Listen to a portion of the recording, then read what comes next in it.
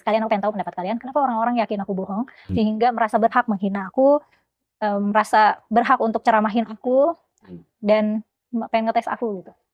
Apa yang ada di pikiran mereka ya? Aku nggak terlalu paham, kalau ada yang paham tulis kolom komentar ya. Mungkin orang marah juga, apalagi karena aku nggak pakai kerudung kan, banyak yang makan aku dengan orang di zaman Nabi yang hafal Quran tapi ngebunuh gitu. Aku disamain dengan pembunuh. Aku disamain kayak Abdurrahman bin Muljam yang dikenal hafal Quran tapi membunuh Sayyidina Ali. Sebenarnya gini loh, penghafal Quran zaman Nabi dan zaman sekarang itu beda ya. Dulu Quran tuh belum dikumpulin jadi satu mushaf kan, kayak waktu kita tadi, belum jadi satu buku, belum disusun, dan Quran tuh kan turun selama 22 tahun. 22 tahunan.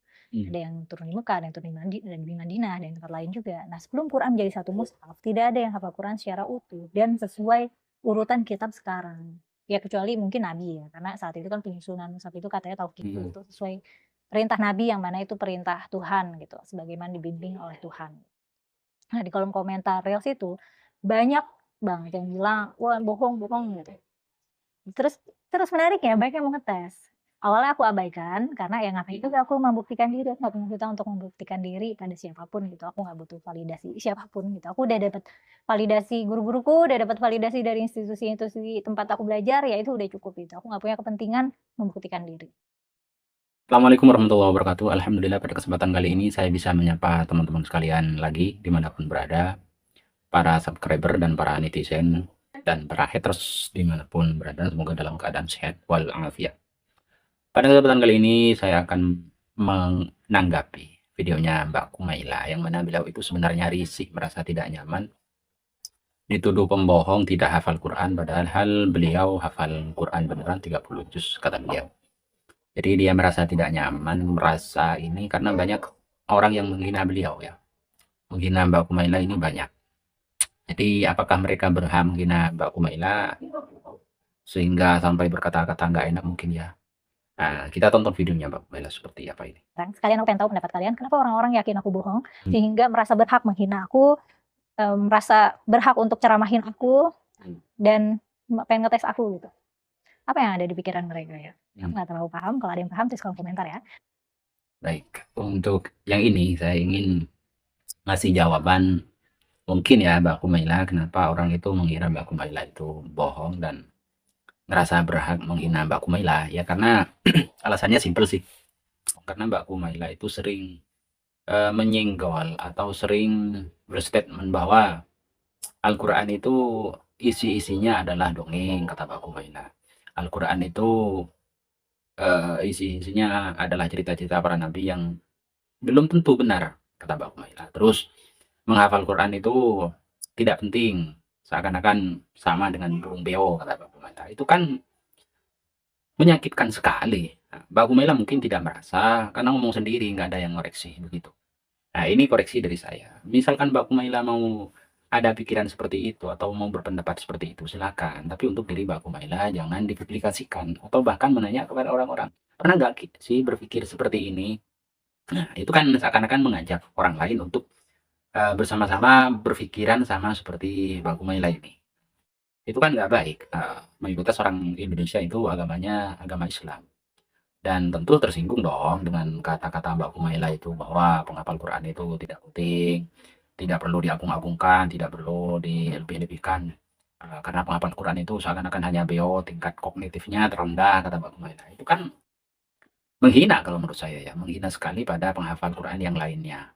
Mbak Kumaila kalau memang ada pikiran atau pendapat seperti itu, disimpan dalam diri Mbak Kumaila, atau paling enggak misalkan kalau Mbak Kumaila itu mau mengajak rekan teman silahkan, tapi kalau untuk ke publik itu jangan ya, itu risikonya yang Mbak Kumaila itu alami. Kenapa orang-orang merasa berhak menghina Mbak Kumaila ya, karena itu, karena statementnya Mbak Kumaila itu nyeleneh, menyinggung umat Islam begitu. Mbak Kumaila tidak percaya Tuhan misalkan ya silahkan, tapi jangan dipublikasikan, bahkan cenderung mengajak orang lain untuk tidak percaya Tuhan, tidak percaya Allah Subhanahu wa taala. Mbak Kumaila ini membahas tentang agama tapi condongnya pada agama Islam begitu. Nah, itu sebabnya Mbak Kumaila itu dihujat mungkin ya, bahkan dihina oleh netizen, dikira pembohong, bahkan netizen ingin menguji Mbak Kumaila hafal beneran nggak Al-Quran begitu ya.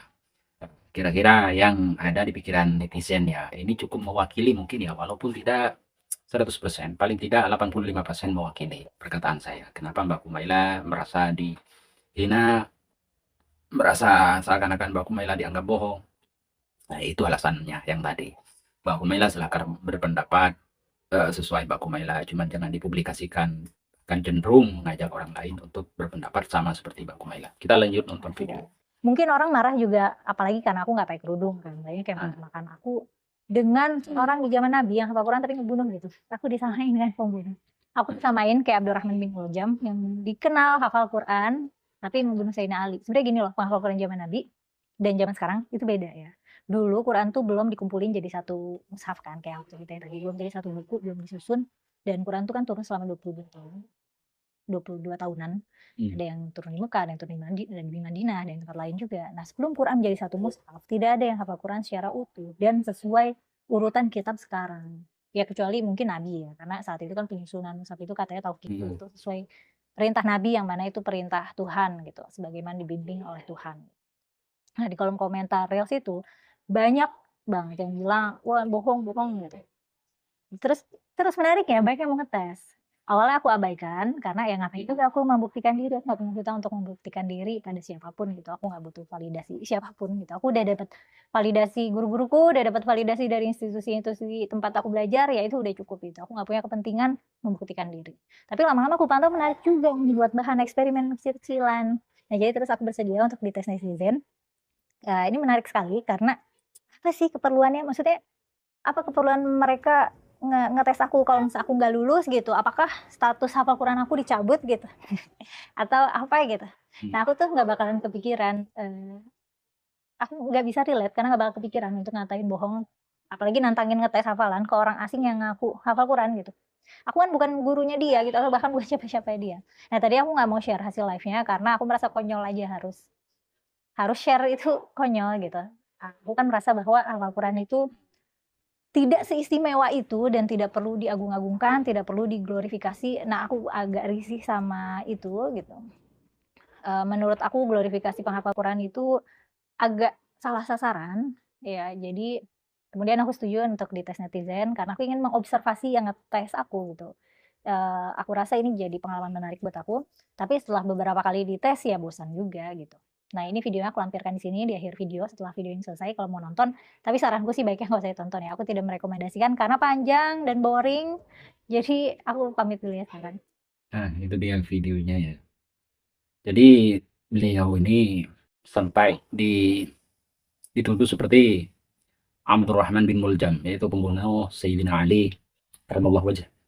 Saking ininya mungkin ya kelewatan para netizen itu, dituduh seperti Abdurrahman bin Muljam, seorang penghafal Quran dan membunuh Sayyidina Ali. Ini salah satu kaum Khawarij yang ada pada zaman itu yang membunuh Sayyidina Ali saat Sayyidina Ali itu sholat subuh berjamaah di masjid.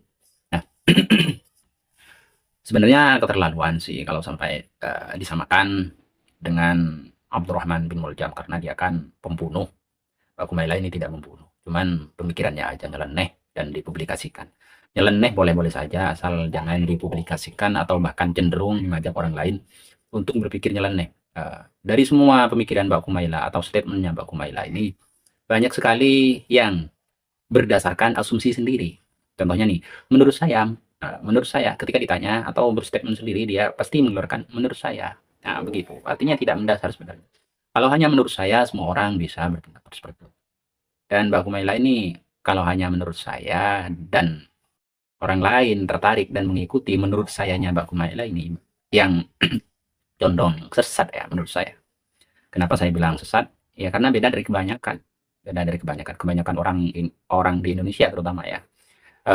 Biasa-biasa aja mengagungkan penghafal Quran ya. Karena memang ada hadis Nabi, anjuran Nabi bahwa menghafal Al-Quran itu memang mustahabun atau disunnahkan ya.